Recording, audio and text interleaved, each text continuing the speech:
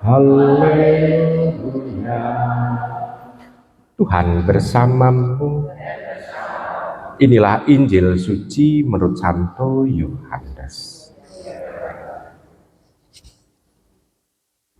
Di rumah ibadah di Kapernaum, orang banyak berkata kepada Yesus, "Tanda apakah yang engkau perbuat supaya kami dapat melihatnya dan percaya kepadamu? Pekerjaan apakah yang engkau lakukan? Nenek moyang kami telah makan mana di padang gurun, seperti ada tertulis, mereka diberinya makan roti dari surga." Maka kata Yesus kepada mereka, "Aku berkata kepadamu, sesungguhnya bukan Musa yang memberi kamu roti dari surga, melainkan Bapakulah yang memberi kamu roti yang benar dari surga. Karena roti yang dari Allah ialah roti yang turun dari surga dan yang memberi hidup kepada dunia." Maka kata mereka kepadanya, "Tuhan, berikanlah kami roti itu senantiasa." Kata Yesus kepada mereka, "Akulah roti hidup. Barang siapa datang kepadaku, ia tidak akan lapar lagi. Dan barang siapa percaya kepadaku, ia tidak akan haus lagi." Demikianlah sabda Tuhan. Saudari terkasih dalam Tuhan, kembali soal tanda yang diminta oleh orang-orang Yahudi di sana, orang banyak di Kapernaum. Dan kita melihat di Kapernaum itu kan tempat di mana Tuhan Yesus mengajar dan tempat di mana Tuhan Yesus itu membuat banyak mujizat. Kalau mereka bertanya, tanda apa? Lalu apa yang kamu kerjakan? Berarti mereka kurang piknik. Mereka seolah-olah terkungkung di dalam rumah mereka sendiri, oleh kepompong mereka, oleh cangkang mereka. Sehingga mereka tidak melihat apa yang dilakukan oleh Tuhan. Nah, karena tertutup itulah, maka pikiran mereka pun adalah pikiran yang sempit. Sesempit yang ada di dalam otak mereka. Nah, sekarang Tuhan Yesus mau membukakan pikiran mereka bahwa apa yang mereka pikirkan itu kurang lengkap.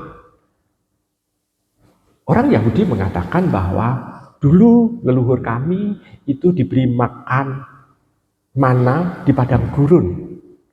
Tapi Tuhan lalu mengatakan lagi, itu bukan Musa yang memberi, tetapi Bapakulah, yakni Allah sendiri yang memberi. Berarti tanda bahwa di sana tampak bahwa Tuhan Yesus mau untuk mencoba dengan pikiran yang sempit itu, mencoba untuk membuka pikiran mereka. Bahkan Tuhan mengatakan bahwa kalau roti itu dari Allah sendiri, maka akan memberi hidup tidak hanya untuk orang yang makan, tetapi untuk dunia pula. Lalu mereka mulai kepingin. Nah, inilah cara Tuhan dalam Dia untuk mewartakan. Menghadapi orang yang sempit pikirannya, Tuhan sabar sekali untuk membuka pikiran mereka. Berangkat dari apa yang mereka omongkan. Lalu Tuhan akhirnya mengatakan, "Akulah roti hidup." Di sana membuka apa? Mau membuka bahwa roti bukan pertama-tama roti yang dari gandum itu, bukan, tetapi lebih sabda Tuhan, lebih kehendak Allah, lebih kedekatan dengan Dia, sehingga orang mengalami kenyamanan.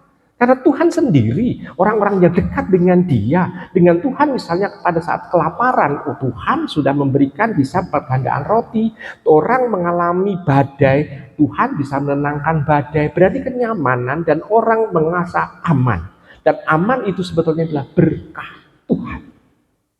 Jadi bukan kekayaan yang ada, tetapi justru adalah nyaman, aman, dan merasa tentram.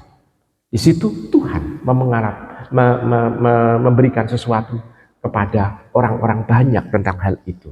Tuhan sebetulnya menawarkan kepada orang banyak itu untuk mengikuti Dia. Tetapi kita tahu, tawaran itu hanya diikuti oleh beberapa orang saja. Tidak semuanya ikut Tuhan. Nah, sekarang kita bisa melihat, Ibu Bapak sudah terkasih, cara Tuhan mewartakan Sungguh dia membuka pikiran orang.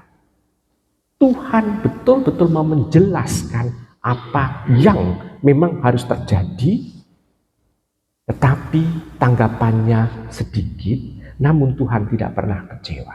Karena yang namanya tawaran, orang mempunyai kehendak bebas. Tuhan menghormati kehendak bebas itu. Tuhan tidak pernah memaksakannya.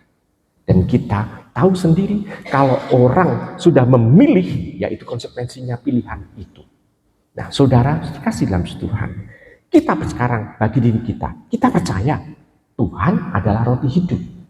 Dan kita tidak hanya melulu mendengarkan firman Tuhan, tetapi juga menerima komuni suci. Roti dari Tuhan sendiri yang adalah tubuhnya. Dan kita santap berarti kita menyatu dengan tubuh Tuhan itu. Dan tubuh Tuhan diharapkan juga mempengaruhi kehidupan kita sehingga kita dalam pagi ini menerima komuni, kita bisa memulai hari ini, yaitu membuat dunia penuh dengan kasih. Karena kehadiran kita bersama dengan Tuhan dalam diri kita ini menggugah kita untuk membagikan Tuhan kepada banyak orang, dan berarti tanda bahwa ini roti hidup ini yakni bermakna bagi dunia, memberikan hidup bagi dunia, karena kita diutus oleh Tuhan untuk membagikan kebaikan-kebaikannya dan kasihnya kepada semua orang. Berarti tanda bahwa itu tidak hanya melulu untuk diri kita, tetapi kita harus membagikan Tuhan.